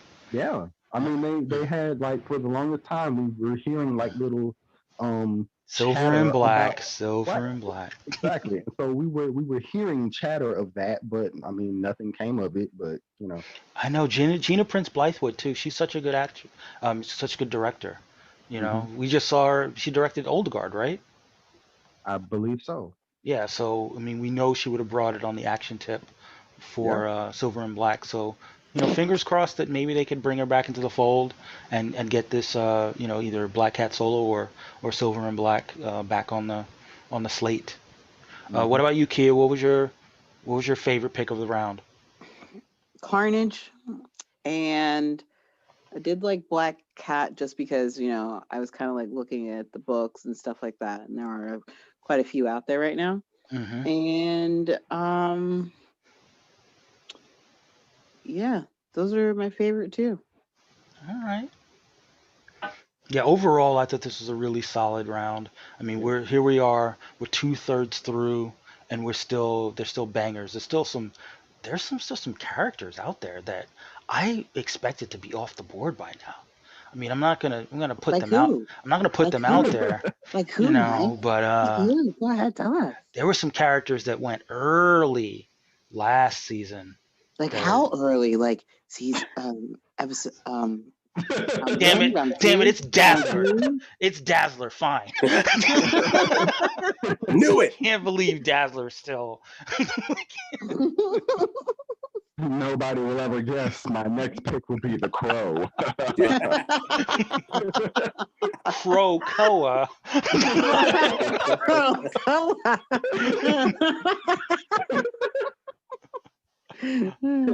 But fingers crossed. I mean, that one of those characters, one or both of those characters that I have in mind, will go in this round because I gotta say, I got a lot of love for these characters, and they're just Yeah, hanging but do out. they have books out? Like, I mean, are they gonna get points? Maybe, Maybe. I will there's say a this is a bread this is a box. weird time for the books because, especially in Marvel, actually in both with the King in Black's like ending, it Mhm. ends a lot of books. A lot Yeah. of things are just kind of like April is almost like a refractory period. Like let's catch our breath, and then probably May and June is when things are going to start hitting again. Yeah. And so we're getting this weird little slice of the year. And for DC, the same thing with like Future State and like them kind of The Infinite Frontier. Yeah. Yeah, They're it's still kind of really testing the weird. waters. Yeah. I mean, on the other hand, that's kind of cool because it's a little bit harder to strategize. So maybe you Exactly. go Absolutely. a little Yeah.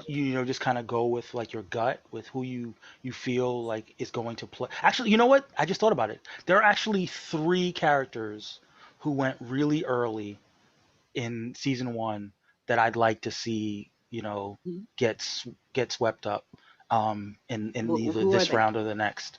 Um, The one above all. For the Dazzler. for the listeners, so they can know. Yeah, for the listeners, go back to season 1. Go through the draft Look at this picks. blog real quick. Make them do work and shit. Yeah, I mean, Goku, the one above all, What about? and Dazzler. Hey, look, Right. I was not in a position of power on the team at that time. What you not gonna do? It was try all to move Randy's the idea. And you see his posters in his room, like the one above all. He's like, me.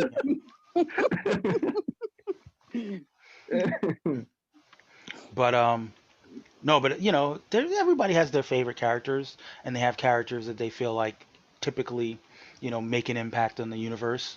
And to see these characters just sort of still on the board is a little shocking. That's all. Hey, Eli, who's your favorite character? You mean like in comics, period?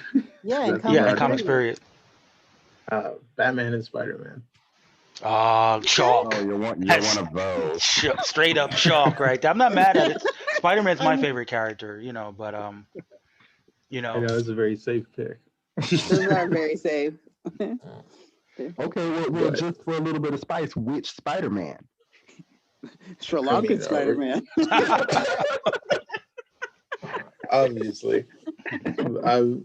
Peter, I grew up with the Ultimate Spider-Man books Bendis wrote, so that one. Okay. But once they introduced Miles is my guy. Once you go Yeah. black, you don't go back. So Oh, you hear that, ladies out there? All right, black delegation. You All got a you lot. listeners, You got to make that your. hey! You got to make that your slogan, black delegation. I got to Miles or Morales other late. I got to or Miles other Morales people late, oriented but toward I was men. reading the Just books. saying. I was reading the books, and I was like, there is no way a person of color created this character because his dad's name is Jefferson Dam Davis. Well, you heard that. I mean, so recently he's changed his name Yeah. in the Yep. Spidey books. He's now Jeff Morales. Mm-hmm. Because Very that also progressive. didn't make sense. Does anybody know an actual black Jeff? Yeah, of course. I mean, I don't think I've ever met one. Shout out to Jeff J. You're welcome on the show if I can if you'll Who's making this up? There's a Jeff Green in the NBA. There you go. Yeah. Okay. And we know Jeffrey the giraffe from Toys R Us was black as hell. No, but he's got he's Jeff with a At G least his though. tongue is. That's Fun true. fact. He's Jeff with a G. And there's Jeff Thorne, right? He's a Jeff with a G. Jefferson Pierce. Jefferson Pierce, right? At least in the comics. Mm-hmm. He's out there to be drafted. Thomas Jefferson. I mean, trust me. But Jefferson Davis, come on, man. Yeah. Yeah. But I think Bendis said that he knew a guy. I think Bendis said that he knew a guy named Jeff Davis.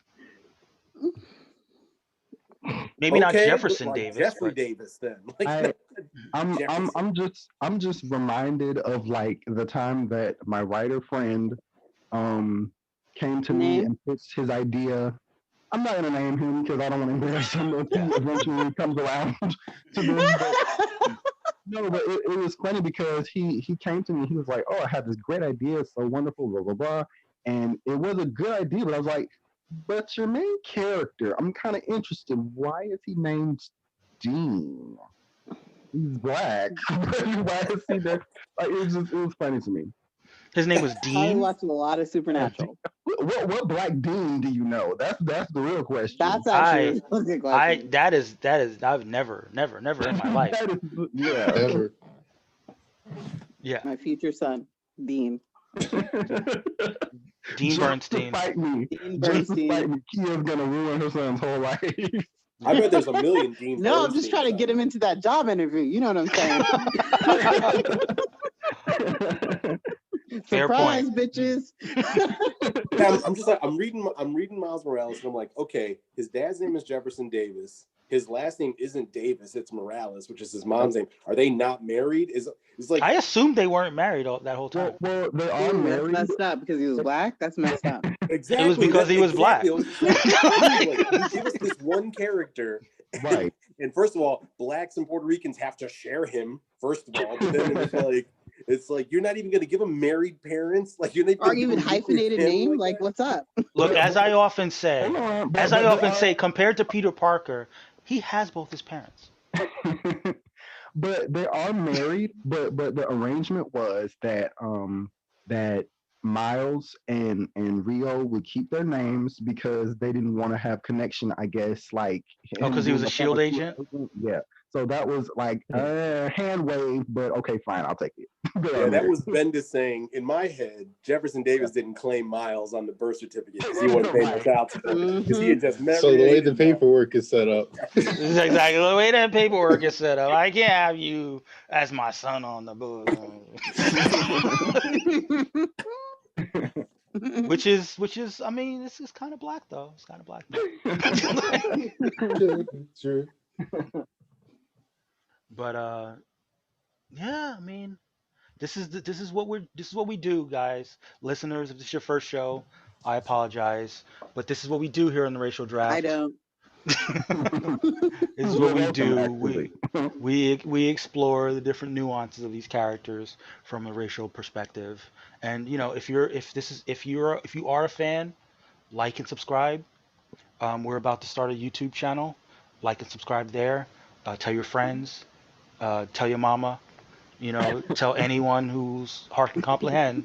Tell her in a letter. Daddy, tell her on a phone. Tell your cousins.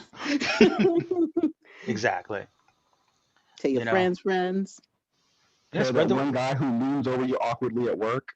Mm-hmm. You know, Racial Draft. Racial Draft on Twitter, Racial Draft on Facebook, Racial.draft on Instagram. Oh, Yeah, Racial look at Draft Pod. Eli's Oh yes, it's Racial Draft Pod. Instagram. On, He'll be yes, thank posting you. that on his Instagram. His face, he's Soon, soon to like, come, soon to come. come.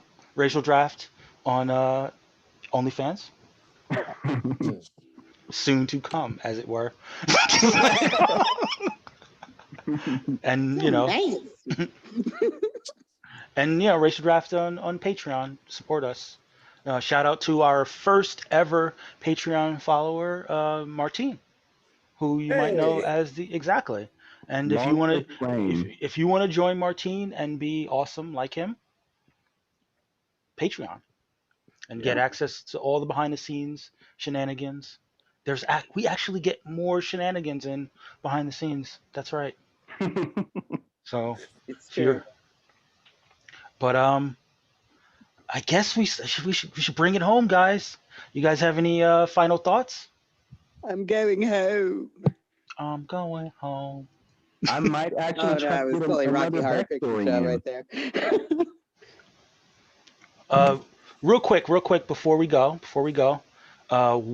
one word, or no, 5-word review if you are watching Batwoman. Is anyone else watching Batwoman? Not on purpose. I'm enjoying it. I too am enjoying it. Really? And After that first episode, you said, I'm going to personally go back there and watch it again and again and again? The second episode was actually better than the first. Yeah. There was some like black woman and black woman like standoff. Like, yeah. I mean they You thought that was a positive thing? from a plotting Like and a on character. Black Crime, damn. From I purposely chose not to use that vernacular, but it was two black women sharing the same screen talking about some real shit. And it was like, it's the CW, so like when they show black people on the screen, they're gonna be like at odds. That's a given. But no, I mean I say that jokingly, but I'm not. That's really not true. joking. Well, No, it's true. In Vampire Diaries, they didn't do that. Well, I Shout mean, out to but CW. they go kind of to the extreme of either they're besties or they're like enemies. So that's just my personal feelings about. I don't think Randy's a fan of the CW. I'm just saying. I'm not. So yeah, with all disrespect. Well, don't listen to him, CW. The my podcast would like to be sponsored. my favorite moment of the episode was when like the other sister was trying to get Ryan to wear the Batwoman costume, and Luke was like, they're gonna know that you're not the original Batwoman, and like he's like, do I have to say it? Do I have to say it? He's like, black. I mean, to me, I feel like it's going to have those kind of first season jitters just because it's essentially a first season again. But for it to be beginning off where it is, it doesn't feel quite as, shaky as somebody might expect for a whole brand new character to be showing up on an already established show. I agree. I was a little bit more wary of it, but I like the fact that she's bringing like her own energy to the show, and everyone else is still bringing the same energy that they brought from season 1. Exactly. And that clash is just bearing it out. Like I love the what she's bringing some flavor. She's flavoring the seasoning. show. She's seasoning up the Batwoman show. I'm into it. A little bit of garlic, a little bit of onion. Man, now I'm just thinking about how they treat black people in the CW. Huh? Oh yeah. I haven't. Lowry's. It hasn't. Of course, escaped my notice. Seasoned salt for sure. It hasn't escaped my notice how the CW treats black characters. So I'm happy to see that they're like giving her a chance. Like, even though her background, I don't love it, but you're right. I don't know. Yeah, they at least kind of like had threads that make her story relevant. It's not like some random non sequitur thing. Like she's has reason to kind of team up with them and feel like the way that she feels about Batwoman, Kate Kane. So it's not like some random person that's like, "Ooh, I'm a fan. I decided I'm going to be Batwoman." It's like, she has a reason to kind of, want to go on this crusade for justice. Right.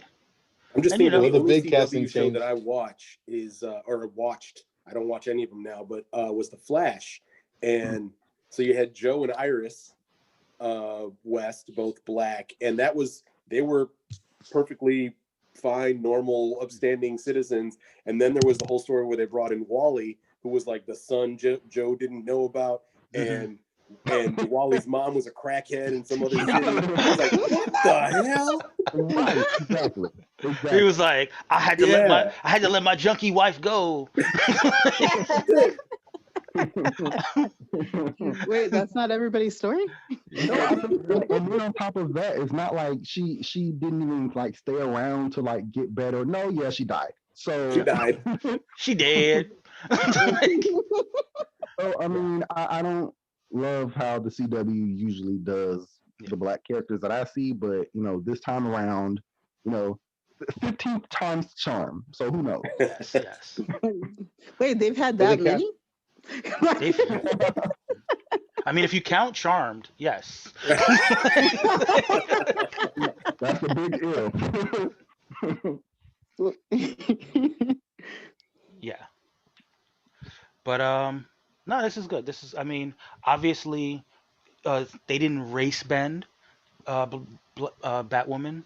There's a brand new character, so they're not quite within the purview of the racial draft, but it is good to see. Take it. They wouldn't get points. They wouldn't get points. They would, if you drafted Kate Kane as the black delegation, you're like, where are my points? But shout out to CW for featuring a black woman in a prominent role and making the show good so far. Negative thumbs down for not doing the inevitable crossover with Black Lightning and Batwoman that we all wanted. Yeah. But maybe next season when they do the what's the character's name? Painkiller. Painkiller. There we go. I was like, Killmonger. Yeah, Painkiller. Maybe they'll do a Painkiller crossover with Batwoman. Is that an actual character? Like it is now. I mean, no, but he was around, and like that's kind of the crazy thing that throws me off with Painkiller getting his own show. He showed up back in, I think it was like 1993 or 1995, and he showed up for all of 5 issues. And he looked nothing like Khalil Payne on the CW. Well, didn't he have the dreads though? Initially, he had dreads, but he also locks, please, locks. Well, he had dreadlocks, but he also was like this like big, stocky buck Negro. Like he looked so just ridiculously like exaggerated facial features and stuff like that. He looked so terrible. Like it was the 90s, right? He looked like he got beat with an ugly stick. Well, he looked very like, he's already black, and then on top of that, he had that he's supposed to be a villain, so of course they have to make the villain ugly. So they're trying to like make him look as brutish and ugly as possible, and and then we turn around and get Jordan Calloway, which thank you to CW, I appreciate it. But yeah, I mean. He was a nobody, and I'm happy that he's getting a little bit of shine because black people anywhere getting appreciation is appreciated, but it's weird. So okay. Yeah. Well, who knows? Maybe as they get closer to him getting a show, that they'll bring Painkiller back into the comics, and he'll get a makeover. Yeah, like they did for Batwoman getting her own solo title currently right now. Is Painkiller a drug dealer? He has the ability in the comic books, which deal drugs. He has an ability. It's a special ability, a drug dealing ability. His original name was Connect. I'm not really sure why they deviated from it because it's a much more fascinating power than what they actually went with on the show. But he's able to like negate people's senses. So like he could like so turn off your Rufio. well he could turn off your sense of sight or whatever. So it was a really cool power that I was like that's the highlight of the character that he had a really cool unique power. I didn't get that on December 21st. No. In the show, they ended up turning him into a cyborg, which I mean, it's still Jordan Calloway, so I'm not too mad. I mean, they had for a little bit. He had the ability to like throw these like darts that would make you numb, you know, which was somewhat of a painkiller. But no, I mean he's an interesting character now, and I actually think that the actor Jordan Calloway is doing a good job in the role. Oh with, yeah. You know, You know who I'd like to see in the role? Eli. Like he has the face for it. See him like, look at me. I don't think I have the hair, and I don't think I can pull off a dread wig. So yeah, no, well, no, he cut his, he did cut his hair. He did cut his hair though, and then we got the CW looks. Don't sell yourself short. Yeah. Don't sell yourself short. CW looks. If I'm mad at anything about the CW, it is not that.